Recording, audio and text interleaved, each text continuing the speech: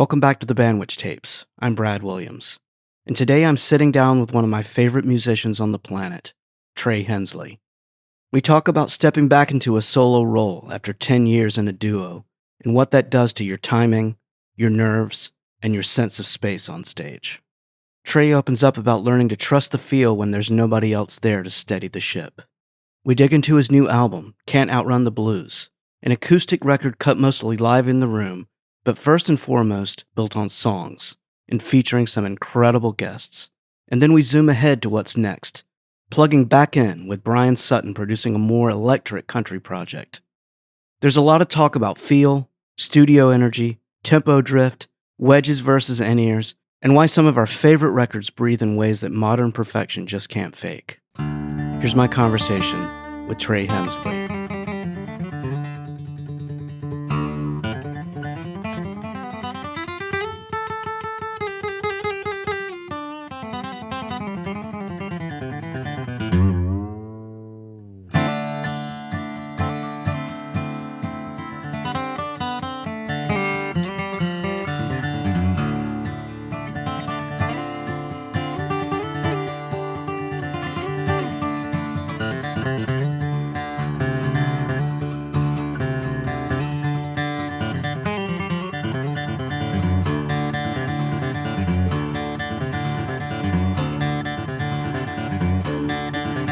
Got a 68 Camaro with 4 on the floor.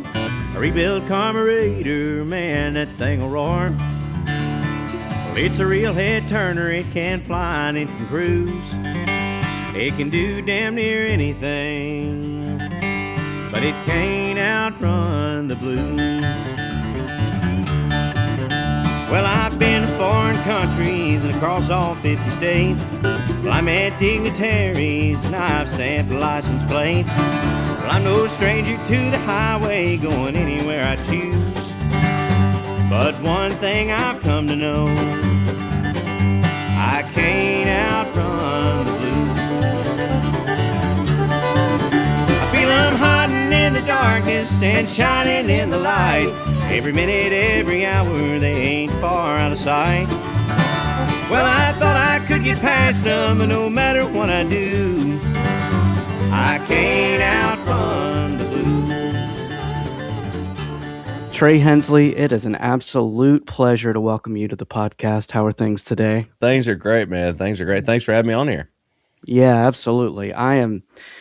When I started doing this, I just put together a list several years ago of all the people that were kind of my wish list guests, and you are near the top of that list. So it's it's really a pleasure to have you on here.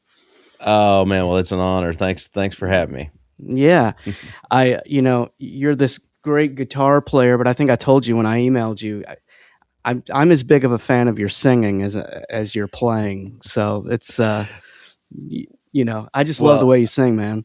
Well, I appreciate that very much, man. It's funny. I've always focused on guitar playing, and I've never really thought of myself as a singer. It's like I just kind of sing because I've had to forever. But it is something I enjoy. And I think stepping in more to this solo role has that's been one of the things where it's like, I don't really necessarily work on it, because I don't really know what I'm doing, but it's like it is something I enjoy. I think you're a fantastic singer. It has a Oh, thank you. It reminds me of all my heroes. I think I love George Jones. I don't think Merle Haggard gets in the conversation of greatest country singers of all time as much as he should, at least in my book. And Same here. There's something about the way you sing that does something for me when I listen to somebody like Merle sing. So I appreciate that, what you do, man. Oh, well, thank you very much, man. That means a lot. Yeah. You talked about going into this solo role now. Did it take some time to feel comfortable stepping out on your own? Has there been an adjustment to that? Yeah, it's funny because I think any change is just, it takes a minute. And because I went into this duo, role with Rob Ikes after being a solo artist, for several years. And I really enjoyed having, having a sound like me and Rob worked together so well that it would kind of, would work as a soundboard for each other. And the idea, it was like, we've been in this duo for 10 years and never had an argument about anything musically or and so that's been great.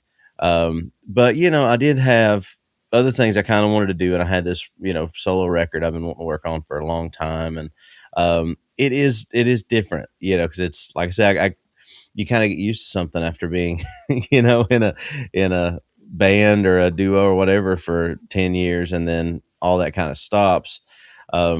So it has been adjustment. I guess a few years ago, I did some completely solo shows, and just me and my guitar. And I guess we've opened and played with Tommy Emmanuel so much that was an inspiration, but man, I don't think I've ever been as nervous in my life as I was. Because even, in a duo, it's pretty bare bones. Like there's nothing to hide behind, but at least there's somebody else. It feels like if the ship is sinking, you've at least got somebody to talk to. Right. We'll go down together. Yeah. And when it's just you, it's like the ship always feels like it's sinking, and whether it is or whether it ain't. But I did get used to it. Like I did a run with the Nitty Gritty Dirt Band where I opened like 5 or 6 shows in a row. And probably by the third one, it really felt like I'd hit a stride and kind of had a breakthrough. I think part of it was for that, for the completely solo stuff, is that I'd put so much pressure on filling up every moment, of space with something guitar wise, and maybe it doesn't, I think I had to take a step back and reapproach that. But honestly, that's what kind of kicked this all off. It was like, I really enjoy that. I enjoy doing something different, and not that the duo had, gotten stagnant, but we had, it was kind of time to talk about a new record one way or the other, whether we were going to do it or whether I was going to do it. And it just felt like the right time, Yeah. to kind of approach something different. Yeah. Have you noticed some things that you've learned about your own playing or your own singing, or just you as a musician having some time to just kind of focus on your individual project instead of being in a duo? Yeah, I mean, obviously, one of the great things about being in the duo was that, Rob and I always kind of had similar interest musically, but there are still things, that I'm into myself that, I know that I couldn't bring to the duo, and I think there's part of that was just fun, and honestly, like getting to work on my record just by myself, sort of, and I did have a producer, but there was a lot of it that was just, me going into this, picking out songs, and that part of it was really fun. And then, there is, you kind of learn a lot about yourself when it's just you. Yeah. And, I think, guitar wise, it's like I've learned a lot in this duo, and because before, like I played acoustic guitar, and then I got into electric guitar, and I kind of put the acoustic away for a few years. And then when I moved to Nashville and started working with Rob, I got my acoustic back out, and obviously put the electric away. And then that was another thing, was like, I'm also working on a record with Brian Sutton producing it that is a country record. And so man, it's I'm fun excited to about that. that's fun to bring my electric back out. And that was another kind of deciding factor, was like, I wanted to do more bigger band stuff, and electric country stuff. And so that, I guess that's a big part of it too, was like, I wanted to dip my toe back in the electric world. And I don't think I knew that whenever we were talking about, maybe me working on my solo record, because this one that's coming out pretty soon, is acoustic. And I think I might've played electric on one track, but it's all still acoustic. So, I'm learning every day. It's, whether it be, licks or songs or whatever, or just how to deal with yourself. You're Yeah. learning every day. Yeah. Well, absolutely. I mean, I just think about, performing on stage when energy gets behind you, and the temptation to maybe want to stay on the front of the beat or push ahead, and there's no one there to kind of guide the time with you, right? It would be probably there's a little bit of that. I just think about just the musical nuts and bolts of things that happen in live performance. Well, you're right on, because it's funny, in bluegrass, there is a tendency to play on the front end of the note, and push everything. And I love that about it.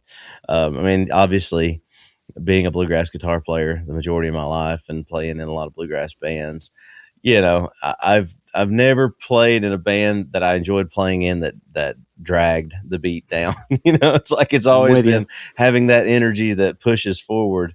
And it is funny because I know exactly what you're saying, because those first few shows I did solo, I was like, man, I speed up bad. It's like maybe some metronome work, but I think a lot of it is, maybe anxiety based, where it's just like, Sure. or you just kind of want to get to the finish line, and how quickly can that happen? But I do think it's funny because, and me and Rob have laughed about it before, because we'll do like a couple of instrumentals during our show. One of them we've done for a long time is Back Up and Push, this old fiddle tune, and Rob plays it. And I think out of 10 years, I don't know, we've probably played that song 200 times, and out of those 200 times, there's not been one that you could put out and the kickoff be the same as the ending. It's always like 50 BPM quicker. And we're like, what? We just, because we did kind of our last run out in California last week, and we were kind of laughing about it on the road. It's like, what happens during that? Because it's never like, there's never a pivotal, oh, here's where it's speeding up. It's just all these little gradual things. And then when it's just me, it's like, oh man, this is really, I'll get to my second guitar break and it's like, oh, I've lapped myself. I can't keep up with this. Oh, that's great. It's funny though, we think about, and I love to think about all of my favorite albums that were recorded before the days of clicks, and when they weren't playing with a click in the studio. And it's so wonderful to hear those tunes move around, hear it speed up a little bit in the chorus and maybe pull back a little bit in the verse. It's nice to hear it, feel it breathe a little bit, It is great. And my favorite records are the same way. Like, I was just thinking about this actually yesterday. I was talking to somebody about that Merle Haggard record, the Jimmy Rogers one that he did. Oh, yeah. And there's a couple of songs on there. I mean, the whole record's amazing, but there's a couple of songs where James Burton and Roy Nichols are on the same track. And it's, there was a lot of Haggard songs. Like, I mean, Mama Tried, James Burton's playing the dobro and Roy's playing the electric. On this one, James is playing electric guitar and Roy's playing acoustic guitar on a lot of it. And there's a particular song, Frankie and Johnny. And it's like two of the greatest guitar solos ever. But that song definitely speeds up at some point. And I think it's around Roy's solo. And I had read somewhere where it would make him nervous whenever James was there playing electric. Like if he was playing dobro, it was fine. But when he was switched to electric, because they were kind of stepping on each other's toes. Yeah. But it brought this, there's something about that track and that whole record, or when those two guys played together, that there's just this electricity that it's kind of a bummer because, in most scenarios today, somebody would have to recut that, and like, let's cut this to a click. And I think I did a lot of session work when I moved to Nashville, and man, I'm just not great at it. It's one of those things where it's like, I like I like people being in a room and just playing together, and no headphones, and I remember talking to folks that had worked with Merle about that, like all those great songs. And I always think of keep talking about Merle, but like Old Man from the Mountain, like that track just sounds like they had been out partying all night. And like, there's some great, just hilarious Roy Nichols licks in that song where, in no world would people leave that on today. You know, it's like, Exactly. let me take that solo about 70 more times, you know. It's still Yeah, got let's some loop energy. that Take it and just again. yeah, it's like kind of, it does. It sounds like they might still be, partying from the night before when they started recording that. Yeah, it's pretty. I agree with you. And I Yeah. love it. You know, it's like that probably wouldn't have fit for Sing Me Back Home, but it fit for that song. And it, you know, Mm-hmm. it's like, and there's just something about, you know, or I was listening to In a Silent Way not long ago, you know, the great Miles Davis record. That's just, you know, it's two. So the record is side A and side B is just two tracks.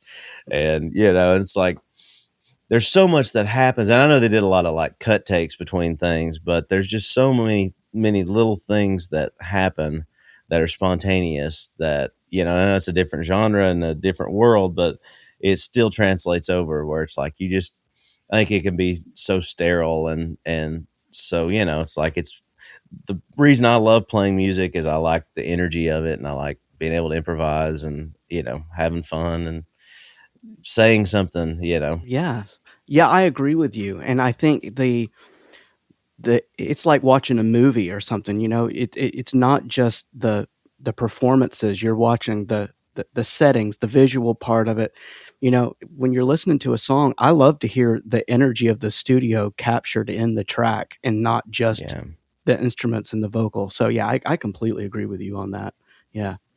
Yeah, Um, there's just a vibe, you know, that you can't the, replicate from click tracks and everybody playing in their own room. I agree. I completely agree.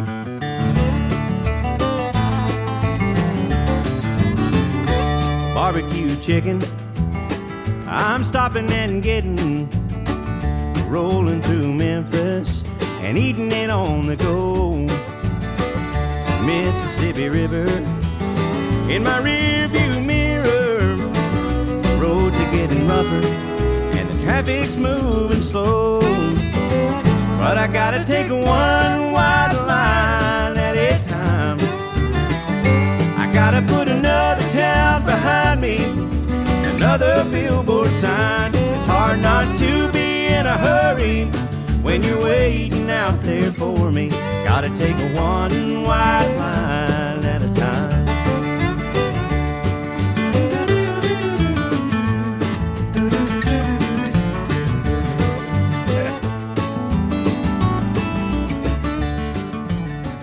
So as we're recording this, yeah, you have a new album that's releasing in just a few weeks. I'd love to hear I do. about that and the origin behind it. I love the title, Can't Outrun the Blues. It's kind of got a musical and like a philosophical thing going on at the same time. I'd love to hear about just what led you to go in and do this and, the tracks that you selected. You know, like I said, I've been wanting to do this record for at least 5 years. It's been a long time coming, and I had a lot of these songs for that length of time. Like, you know, at least probably half the record has been written. You know, and then it's funny because I've kind of talked about it earlier, where I'm working on this other country record with Brian, and so some of the songs that I'd written in the same time frame as some of these songs on this new record are going to be on the country record. Maybe they just had a different leaning. And that was great because I did. It's great to have a producer because I do feel like I am so scattered musically that it's funny because get back to me and Rob for just a moment. Like we did this record, Country Blues. It was our second record, and so for the first two albums, if you listen to them, they're just sort of they do. I feel like they meld together, but they are very random. You know, it's like there might be and if we would have put everything we recorded on, you know, on those records, because there's probably 5-6 tracks that didn't make either of those albums, it would have been even more scattered. You know, it's like there was a Western swing track that never came out, and you know, we did like a kind of a funk instrumental thing, and I don't know if that came out or not, but for me it's like, yeah, I'll tend to write a lot of different things, and so I worked with this great producer, Brent Mayer, in Nashville. It's just amazing. You know, he Yeah. worked with Merle Haggard and Willie Nelson, and Chuck Berry, and did all Amazing. the Judd stuff, and but he just has a great ear, and we just kind of hit it off. We've worked together, on a lot of things, and he has a lot of the same visions that I have, where it's like, we're all in the same room. I think there was one track on this record where had to overdub a solo, and it took a little bit of time, and it's the last song on the record. Other than that, everything's just live except for harmony, background vocals, um, and it's all one or two takes. I don't think there was a third take of anything, and I may be wrong, but I think everything was in the first two takes of all these songs. Um, and so I wrote 8 of the tunes, and then 2 of them we were just kind of jamming around on up on Cripple Creek in the studio, the band song, and we Mm-hmm. ended up leaving that on there and had the Nitty Gritty Dirt Band come in and play and Oh sing on man. it,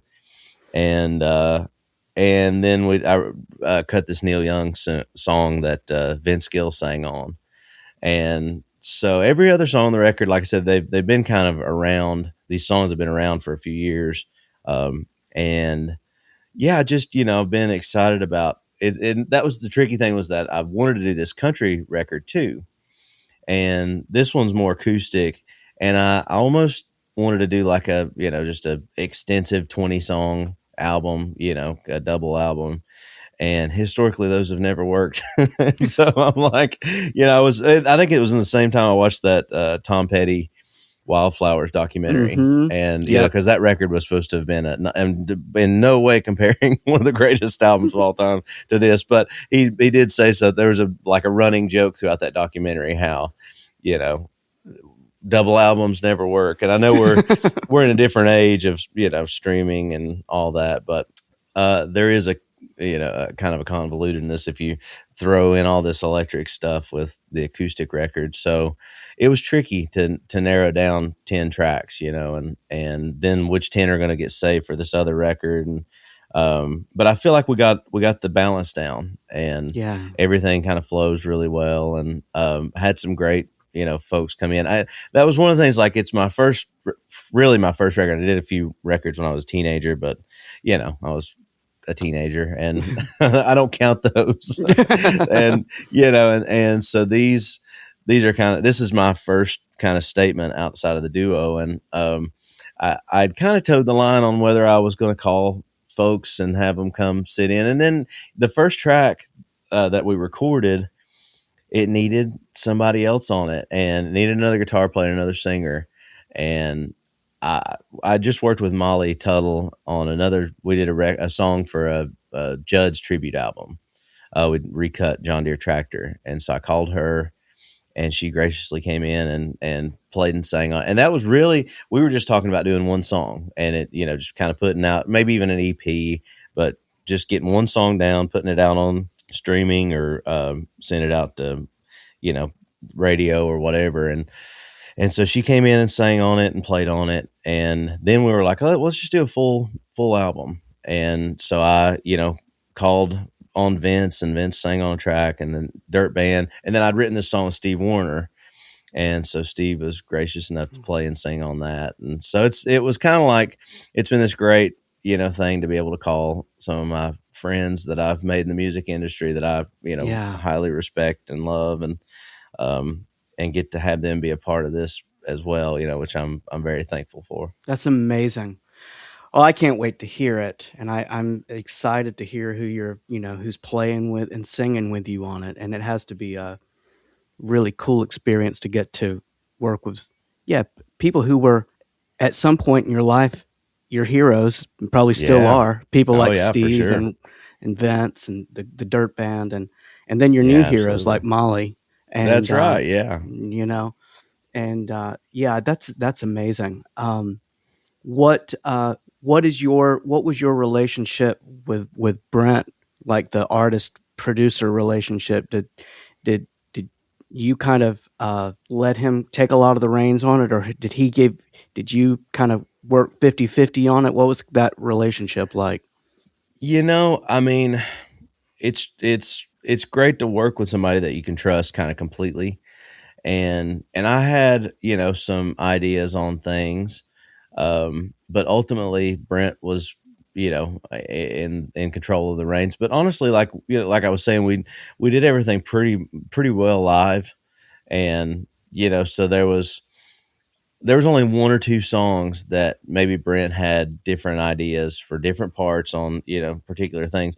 And even like, some of the singers and some of the musicians, Brent had ideas for who would play on what songs. And Brent's been around, and he knows more than I do. And and I love the records he's made. And so, if that's the case, if you're working with somebody like that, it's Yeah. wise to take their advice. And and because that's, it's like I don't want to, you know buy into something that I've hyped up in my head. It's like, this is the way.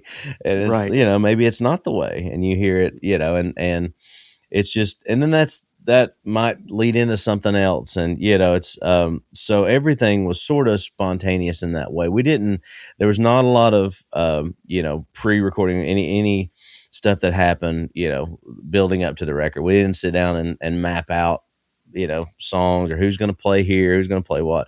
It was all very organic. And, just had and Brent, everybody that works at the studio, Charles is engineer. I've worked with him so much over the years that we've sort of developed just a great relationship. And which is really important, as I've found out from, working on other projects with other people that have had producers. Because, sometimes you could just palpably see, like, there's a disconnect that's Yeah. not happening, and I know that's tough whenever that's the case. But, I think that's the biggest thing. Like, if you're going to have somebody produce it, it needs to be somebody that you can trust with what you have to say. Yeah. No, I agree. I agree. Which leads me to ask about working with Brian on this other project. I mean, Yeah. what can we say about Brian Sutton as a musician, right? I mean, Well, I will say that it's not fun playing guitar in the studio well, in front that of was my Brian first Sutton. question. How do you play with your hands shaking like that, right? Yeah, it's not fun. That's one of the least fun things I've had to do. But it's yeah, it's I remember, there's a few times playing, especially like getting back on the horse playing electric guitar. It's, Mhm. oh man, I suck on it. But it works out. What was it, something that you and him had just talked about doing at some point, or did you have because I know he's done some producing. I mean, he's a Yeah. great producer in addition to being a great player. Did you intentionally set out to have a guitar player, or was it Brian, the producer, that he's also the guitar player? What was the origin of you guys working together on that? Well, he had talked to me, so I played on his record. Um, that'll be out, I guess, pretty soon. Hmm. And we had talked a lot about songs for that. And it was funny, we've hit it off through the years. Obviously Brian's the greatest. But we've talked about everything from, metal and all kinds of different genres. And we had a nice little meeting in Nashville where Brian just kind of wanted to get a gauge on, because I talked to a few people when I was going the solo route. And had a lot of nice calls with, people I've worked with through the years, and Brian was one of them. And he was really excited about this direction. And he had kind of just said, I've always wanted you to do a country record, or a more electric record with very song based. And it's like, that's kind of been on my goal list too, because it's, I love playing guitar. Obviously, it's my favorite thing to do. But it's, some of these records, like we're talking, Merle Haggard and all this stuff, where it's, there's just song based music, or if we're talking that, Wildflowers record again or whatever. And I've kind of always I want to do something like that, where it's like maybe the guitar is not the forefront of it.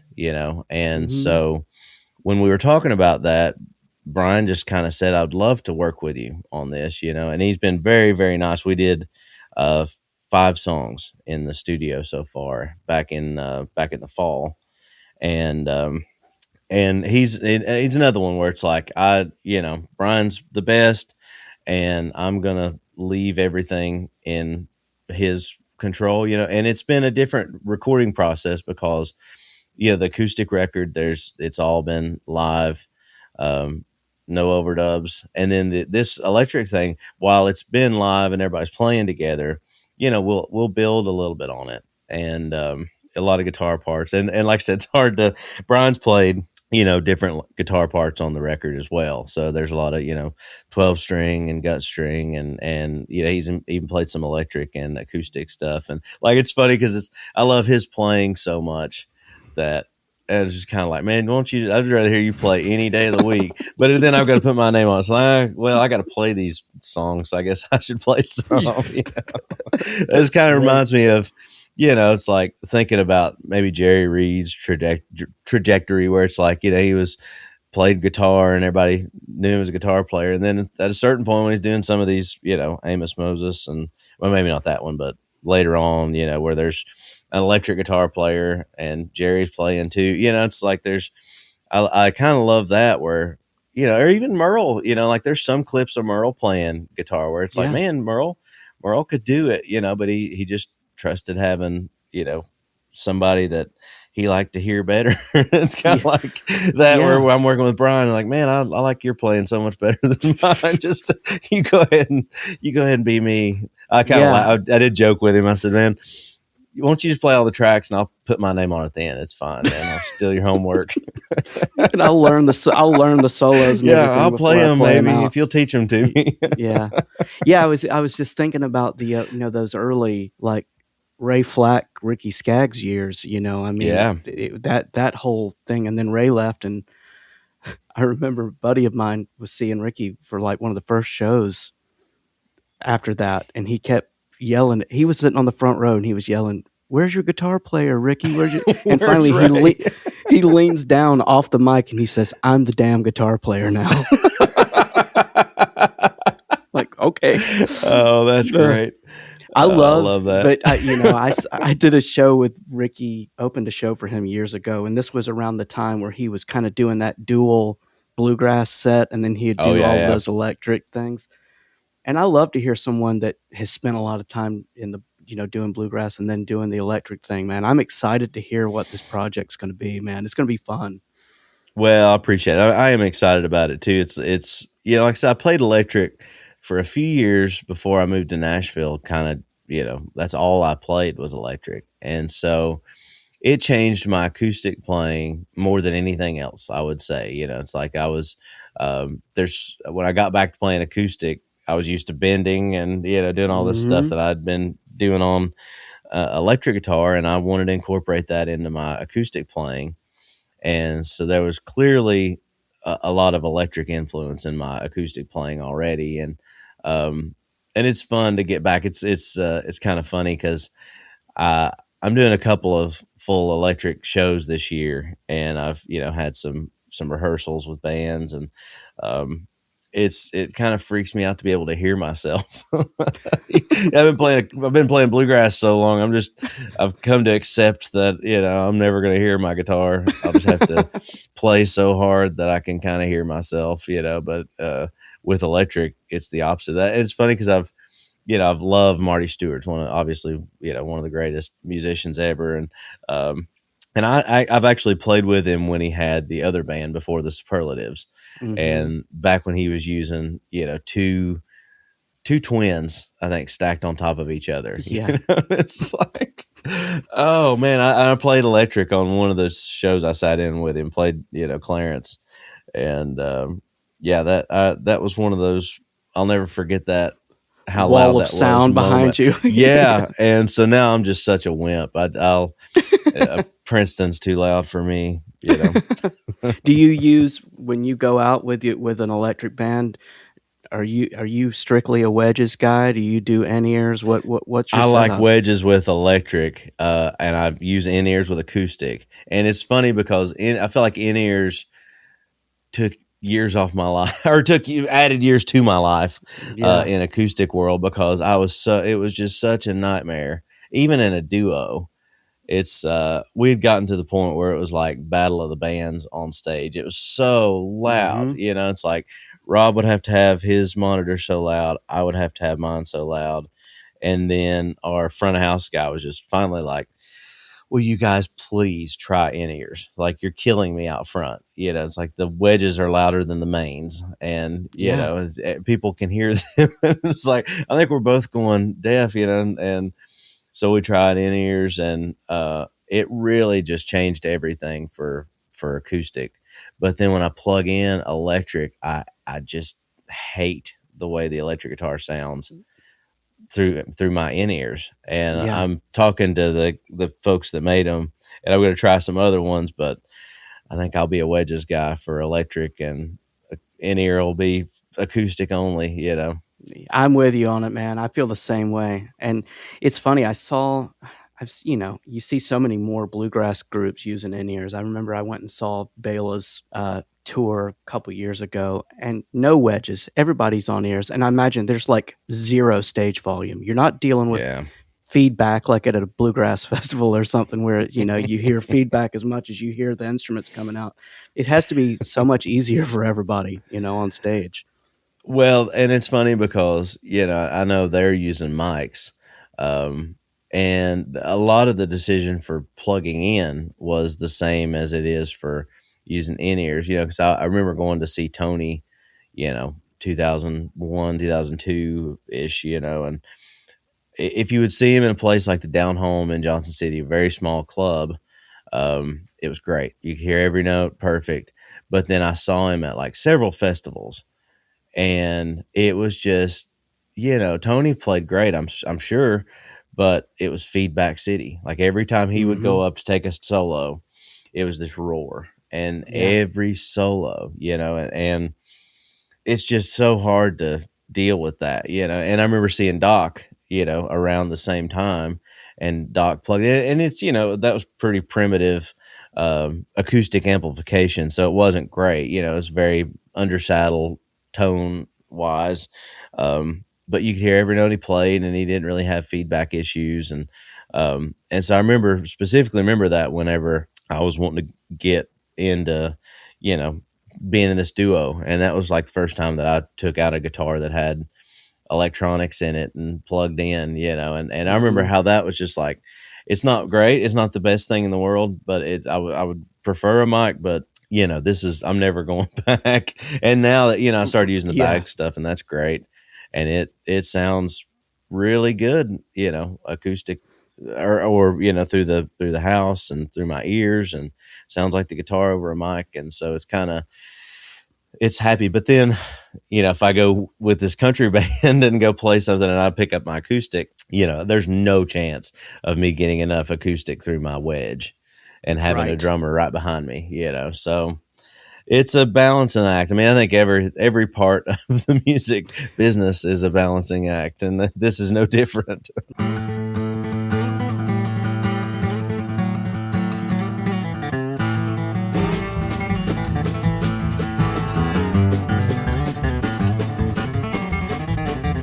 There's a plane heading to Tucson with an empty window seat and a motel room in Dallas left untouched and neat.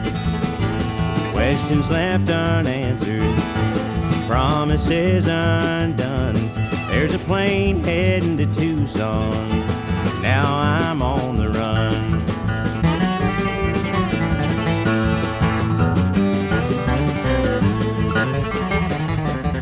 Well, the girl right here beside me, she don't know my name, but she can draw in trouble like a moth right to a flame.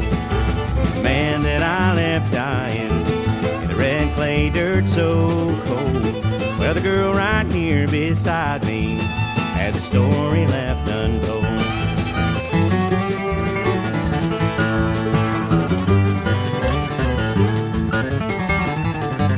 Well, that Friday night in Dallas, the whiskey flowed like wine. Came in with no intentions killing time. She sat down beside me.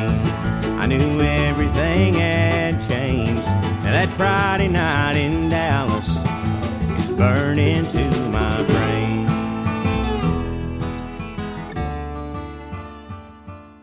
So, speaking of, I made a note here. I was going to mention to you, one of my favorite things that you do is dealing with.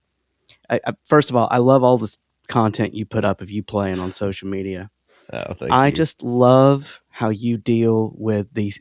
I call them the self-appointed experts that love to just put these, everybody that knows better about how something should be played. And I just always love this wonderful little comment of like, can't wait to see your cover of this, or I can't wait to see your version of this. I love how you deal with that. There's probably better ways, but I don't know, man. I don't know, man. I have fun with it. It is funny. There's like the old joke, of how many guitar players does it take to screw in a light bulb? It's what is it? 100, one to actually do it, 99 to talk about how they could have done it better. That's it. So and then social media is you do have to accept it, and it's tough because I think people, I think everybody's used to just saying what they want to, and it stinks for, it's like I'll see it on other people's posts and it's like, just pass it up. It's like I've seen plenty of things in real life and on person or on the internet, and I didn't care for it or whatever. And, but it was real easy just to keep on going, it's just not for me on. or whatever. Yeah. And there's got to be a psychology thing going on where it's, and so you be as lenient as you can. Sometimes it's hard. I have to really limit my time. Like this weekend, I had a long run of shows out west, and we missed our flight getting home. It's like the plane was delayed. We landed in Dallas, Fort Worth, and, like our plane was supposed to get home at 10 that night, and it was leaving at 7:24. We got to the gate at like 7:20. They'd already closed it. And, it's like we had this just horrible trip home. And I think somebody commented on one of my posts that, of course, it's like everybody's got their phone and there's no way to stop it from sending you these notifications. So it's like, it's funny. My wife will just be like, you just put it away, or whatever. Close the app and call it a day. There is something to that where it's like I've learned a lot in that regard where it's you're talking to a brick wall at a certain point. It's a lot of people that just want to they want attention or something. I don't know what the deal is, but and it's you put something out there, it's you're opening up the door for it. So it's something you got to accept. It stinks, but it's amazing how, it's like sometimes there's nothing more dangerous than a person with an opinion and a data plan. It's like they just feel like the world needs to hear what they have to say about this topic. It's crazy. It's like, it's like, you don't matter. Nobody needs to say something about everything. So it's right. Like, and that's crappy guitar playing included. Well, just move on, please. Just move on. I think it's a nice little, for us that read the comments on things like that. I just think when you handle that, I think it's handling it perfectly, because you're not being rude about it. You're just saying, hey man, I'd love to hear what you have to play on this. It's all right. I've always heard, I forget who it was, but they talked about giving the one comment rule, where it's like, if you're going to respond, don't just immediately go to anger. And there's probably a little bit of malice in the response on those, but it is what it is. Well, I love it. And I imagine, in 2026 is so different than it was in even 2016. Just so much of your career has to be promoted through social media, and all the good and the bad and the ugly that goes along with it, right? it is weird, and I don't really have a team, and so that Hmm. that makes it difficult where it's just me, it's just me posting. The only, it's like my wife helps with some of the social media stuff, which is great. Um, but it's still just most of the time just me, and I don't have a plan. I don't have anything, it was never anything like that. But you're right. It's like, everybody's expected, if you have this, if you want to do music, you have to do this. I always, we've laughed about, through the years, what if Jimmy Martin would have been around in the age of Twitter, or, it's like, can you imagine telling Hank Williams, you gotta create short form content, Hank, to get people, Yeah, you they, have they're, to have they're not going to hear your cheating heart unless right. Unless you do this fun dance.